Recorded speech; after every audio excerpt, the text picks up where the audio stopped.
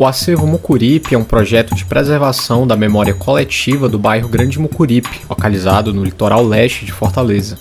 A iniciativa, idealizada por Diego de Paula, morador nascido e criado na região, teve início em 2017 e se ocupa principalmente das atividades de pesquisa e arquivo da história do bairro, além de divulgação de conteúdo em suas redes sociais, que ocorre sobretudo a partir do Instagram, onde o perfil do projeto conta com mais de 20 mil seguidores. Além disso, o acervo recebe visitas de moradores do bairro e de pessoas interessadas em conhecer a história e o legado cultural do Grande Mucuripe. Os nossos repórteres Francisco Apoliano e Pedro Paiva visitaram, no último dia 1º de julho, o espaço físico do acervo, localizado na residência de Diego de Paula, que juntamente com João Antonilson, morador do bairro e colaborador do projeto, receberam a nossa equipe de reportagem para uma entrevista, onde abordaram a história do Acervo Mucuripe, seu funcionamento dentro e fora das redes sociais e sua atuação na construção de uma cidadania comunicativa por meio da preservação da história e da identidade cultural do bairro Grande Mucuripe. Fique agora com a entrevista de Diego de Paula, idealizador do projeto Acervo Mucuripe, uma produção dos estudantes do curso de jornalismo da Universidade Federal do Ceará, trabalho final da disciplina de Comunicação, Cidadania e Direitos Humanos. Qual é a proposta do Acervo Mucuripe? Como surgiu a ideia do projeto? O projeto do Acervo é um projeto de história e memória que fala sobre esse contexto de bairros, que hoje é chamado de Grande Mucuripe. Hoje não, há muito tempo, né? Só que ele vem reforçado também, né, esse termo, como uma forma junto do acervo para não se deixar apagar essa memória. Então esse projeto ele começa em 2017 e na história desse lugar ele é o segundo a existir.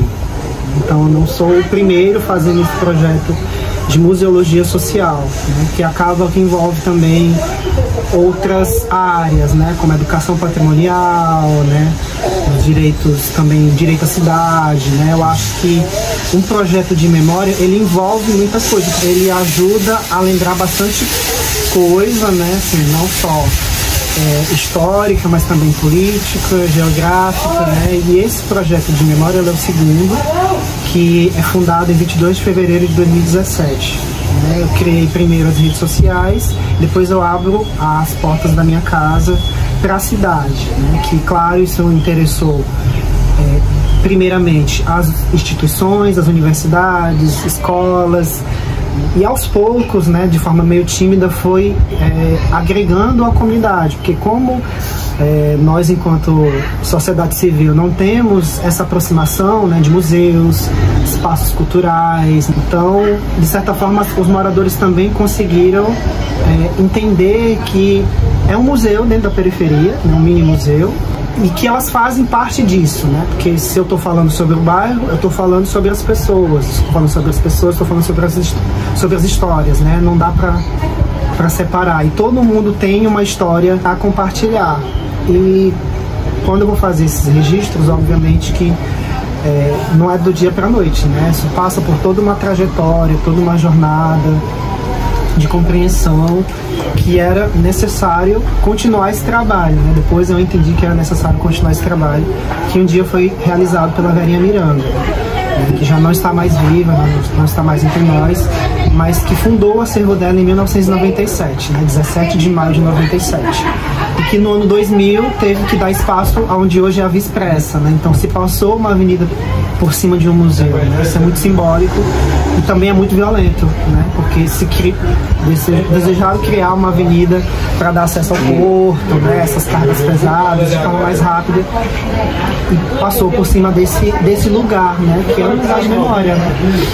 E até chegar na Verinha foi, claro, toda uma trajetória que foi sendo construída, né? A minha formação em turismo, depois conheço o João, que é do meu lado, né? E a gente também entra no projeto Enxame, que eu acho que o projeto Enxame foi assim que girou a chave. O projeto Enxame era uma ONG, né, de arte e educação. Sim. Foi o que girou a chave para que o acervo pudesse surgir, né? O acervo ele nasce através do Facebook. No primeiro momento no Facebook, e aí chegam as eleições de 2018, né? sempre falo nisso, né? Não tem como separar. Eu saí do Facebook por conta das fake news, então era muita fake news, desinformação, né? E eu não queria fazer parte desse cenário, assim, porque abrir o Facebook para postar na página, na fanpage, né, do acervo, era automaticamente visualizar as notícias, né, que muita gente compartilhava sem ter noção do que estava fazendo, né, e aí acabo que eu migro para o Instagram. Quando eu chego no Instagram, que é sempre mais voltado para essa questão comercial, é ali que eu encontro a casa, né, assim, inclusive todos os contatos, eu posso dizer, né, desses 6 anos de acervo, de 2017 para 2023, todos os contatos vêm através da rede social Instagram. Quais as principais diferenças e continuidades entre o acervo com a Verinha e agora com você? Tem assim uma semelhança no sentido que a gente está fazendo a narrativa, né? A gente está ressignificando a narrativa histórica do ambiente, né? Que não deixar as pessoas esquecerem dos nomes, porque o Mucuripe é tudo isso aqui, né? Um conjunto de 7 bairros, né? Que é as dunas do Mucuripe junto com as dunas do Papicu, né? Então, assim, esse trabalho que foi idealizado pela Verinha, que hoje, né, eu continuo, né, ele tem essas questões parecidas porque estamos falando desse território, né, e falando sobre esse apagamento. Por que esse nome tem o nome, né, Bairro Cais do Porto, né? Eu, complementando a tua fala, Diego, eu acho que na similaridade ela se encontra na questão da desconstrução do espaço. Ainda é o mesmo projeto, porque ainda se tem viva nessa memória de como o espaço está sendo reconstruído, com decisões que muitas vezes não perfaz a comunidade. São unilaterais, então é muito de cima para baixo. Então, assim, tem essa questão de continuidade entre as duas fases, se me permita, Diego. Sim. A fase 1 e a fase 2 do projeto, né? O projeto com o Verinha e o projeto com o Diego. Nas suas diferenças em relação a questões que são mais do nosso cotidiano. Anteriormente era mais um processo de catalogação bem natural em relação à questão das histórias. Hoje, além desse processo de catalogação, a gente ainda tem o contexto político em relação a essas coisas, que não separa. Anteriormente não era tão evidente, hoje é muito mais evidente em relação à composição de como me permita, Diego, de novo aqui, como esse grande Mucuripe, apesar de ser um grande Mucuripe, são também comunidades organizadas politicamente com demandas diferentes. Me permita também isso aqui. E onde ela se encontra na diferença. Né? Aonde ela se encontra na diferença. Porque o Cais do Porto, ele ainda tem as mesmas questões do tempo da Verinha do Mucuripe de hoje. Mas devido a essa divisão, esse desmembramento, acabam que caminhando separados. Segrega a história. Né? Segrega a história. Então, muitas vezes, a importância, até avançando um pouquinho, eu acho que pode ser alguma das perguntas, mas enfim, da importância da questão do acervo, de ver essa unificação. Ó, a gente somos diferentes, mas nossas questões são iguais. A ligação com o mar. Entendeu? Porque tudo isso aqui tem a ligação com atividades da pesca, tem com atividades do mar. Então é nesse momento que a gente consegue fazer essa centralização. Isso assim, ó, a gente tem um ponto que a gente vê aqui, ó, a origem dos nossos problemas talvez seja nessa similaridade, que talvez na divisão não deixam a gente perceber. Falar sobre a história desse lugar na Verinha era, como o João disse, eram registros que ela compreendia o que estava acontecendo porque ela participou, né, assim, em vida, ela foi testemunha ocular de tudo que aconteceu, como a gente é hoje, só que ela passou muito mais, né? Então ela viu praticamente o porto sendo, né, concluído, ela viu a Avenida Beira-Mar nascendo, né? Portanto que ela é uma das removidas, né, da Avenida Beira-Mar. A Via Expressa. A Via Expressa, né? Ou seja, ela foi vítima desse projeto urbano, né, que é um projeto que traz esse contexto de desenvolvimento, né, só que aí acabou que se criou uma avenida que se rasgou a cidade, né, então ela viu a Refesa chegando, né, que são os trens, a esplanada do Mucuripe, que hoje é o Moinho Dias Branco, né, a Petrobras, ela conseguia perceber tudo isso, né? Não sei como isso era dialogado com os moradores, né? Possivelmente eles tinham uma compreensão do que acontecia, mas não como hoje através das redes sociais. Eu acho que as redes sociais, elas possibilitam a gente entender que uma imagem, né, vale mais do que 1000 palavras e de que contexto a gente está falando, né? Será se é um contexto que favorece a população ou que prejudica, né? Porque as redes sociais, elas também, se a gente for utilizar ela de uma forma positiva, a gente pode também pegar esse gancho, né?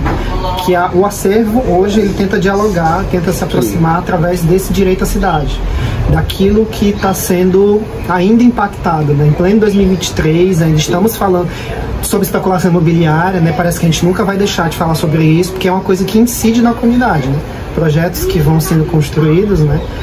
O possível estaleiro que não deu certo, não serve luz, mas que viria, né? O prédio de 52 andares, como isso tem uma ligação, né? Então, Verinha viveu essa primeira fase, né? Essas primeiras grandes intervenções, e agora a gente vive essas outras grandes intervenções e o espaço, né, sendo ali sufocado, né? Porque se uma intervenção acontece, às vezes ela não inclui, ela exclui quem está no ambiente, né? Justamente pela falta de diálogo. Exato. Porque isso não é conversado com a gente.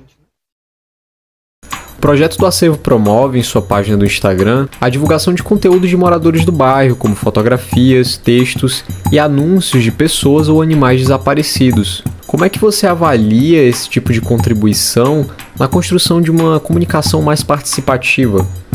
Muita gente pede para divulgar muita coisa aleatória, acaba que o acervo tem que passar por esse filtro, né? Inclusive o filtro da violência também, né? Porque para isso já tem páginas policiais, né? Então, qual que é o objetivo do acervo? É mostrar a guerra entre, né? Não, é potencializar a cultura que existe aqui, né? Essa identidade que existe aqui. Inclusive, muitas dessas solicitações também são demandas. Diego pesquisa aquilo, Diego pesquisa isso aqui, acolá. Às vezes acabam trazendo demanda e aí não, bora aqui ressignificar, bora mudar um pouco disso, ao invés de você trazer a demanda, me ajude a construir isso, porque diminui um pouco do peso, né, que fica em cima dessas costas aqui. E aí por exemplo, tem fotos para você compartilhar, às vezes quando não é um conteúdo ali de ações, né, às vezes sociais, locais, né, vinda de instituições, de órgãos, né, públicos, quando são fotos, quando são textos que as pessoas me pedem para ir até o local, que muitas das vezes eu tenho essa dificuldade por conta de ser uma pessoa só, né, registrando muita coisa toda hora, eu vou através do online eu digo assim, eu não sei tirar foto, eu não sei escanear, pronto, eu vou passar para você aqui o tutorial do aplicativo para você aprender, né? Porque aí você vai escanear não só as coisas do acervo, mas principalmente as suas, né? Seus documentos, seus papéis. Eu tento, de certa forma, minimamente tirar um pouco desse trabalho que está centralizado ainda em mim, até hoje, né? Embora eu tenha os apoiadores, os colaboradores, mas ainda basicamente está centralizado em mim. Então eu tento fazer com que as pessoas se apropriem do projeto, claro, né? Do acervo, mas também elas aprendam um pouco sobre as redes, né? Tem esse processo do letramento digital. Do letramento digital, né? Vamos aprender da comunidade. Sobre o CAN Scanner, vamos aprender aqui sobre o gravador de voz, né? Porque alguns fazem parte de associações, vamos gravar aqui a voz, né? Vamos instalar aqui um aplicativo que tira uma foto melhor e tal, né? Então, é uma forma de fazer com que elas me ajudem enquanto projeto de memória, mas também se ajudem, porque eu acho que o conhecimento é para a vida, né? Não é só para o acervo, tem esse aprendizado, né? Agora, claro, tem uma parte também que às vezes está com a cabeça fechada, isso aí é muito difícil, né? Aí eu tento, de certa forma, a distância, né? Porque quando são 21 mil seguidores, eu não tenho contato com 21 mil pessoas, assim, acho que é humanamente impossível, todas ao mesmo tempo, né? Porque é gente de todo o Brasil e gente também do exterior, né? Tipo, o italiano, ele tá na França, ele viu, quando houve a postagem do falecimento do avô do João, né? E aí, rapidamente, né? Como o número do acervo é um número que tá na rede social, ele já me mandou as fotos. Né, eu já consegui visualizar essas fotografias que foram feitas antes da pandemia, um ensaio de pescadores, né, individualmente, um pescador com 50 fotos, digamos, né, e aí fez esse ensaio e compartilhou. Então eu acho que a rede social é isso, né, é usar ao nosso favor, né, e também fazer com que as pessoas compreendam, né, que o acervo é delas, né, eu sou moderador, obviamente, mas o acervo é para elas, né, sem os seguidores não haveria essa referência, né? Eu acho que, e claro, tudo isso é um trabalho que não se começou do dia para a noite, né? Assim, né, tem toda uma jornada, né, de participar de formação, né, de qualificação, participar de projeto social, de entender, né, de entender a questão do todo, o conceito, de fazer essa conexão, né, porque não é, eu falo muito assim, Diego, não é só juntar. Tem o juntar, ver aquela curadoria e ver a importância, como é que você vai compartilhar. E você, e o que compartilhar, que é isso que a notícia faz, né? O jornal ele faz isso, né? Ele junta e ele compartilha e ele decide como veicular, né? Por qual via ele vai veicular, né? Porque se pela via do sensacionalismo, né? Ou se ela, sabe, eu acho que tem o acervo também entra dentro desse contexto da comunicação comunitária, né? Porque é tentar, claro, potencializar só o que tem de bom, porque o que já tem de ruim já tem muita gente fazendo, né?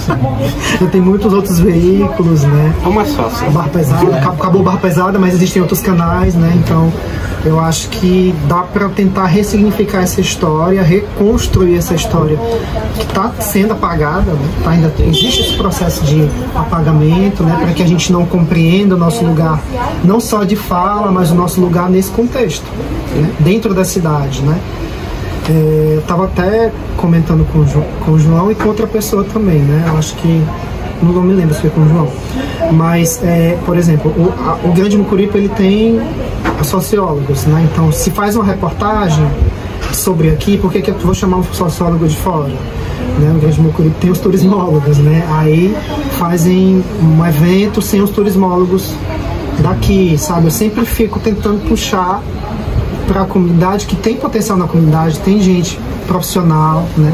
Isso às vezes, muitas das vezes é um problema, assim, né? Porque fazem entrevista com a gente enquanto sociedade civil, mas pegam uma opinião de um arquiteto não sei das quantas que mora no extremo sul da cidade. Mas o que tem aqui, já tem gente formada em arquitetura que trabalha, sabe, gente da comunicação também, né? Então acho que dá para priorizar, né? Assim, é sempre colocando os meus, né? Sempre colocando os meus para que eles também falem, não fique centralizado só na gente, né? Porque tem muita gente nesse contexto, né? Nesse território, que também merece também essa visibilidade. Eu acho que a página ela vai tentar direcionar para isso, né? Para não ficar só uma pessoa sendo vista, não são várias pessoas construindo, né, nos seus pontos distintos, mas sobre a mesma coisa, né, sobre essa compreensão territorial.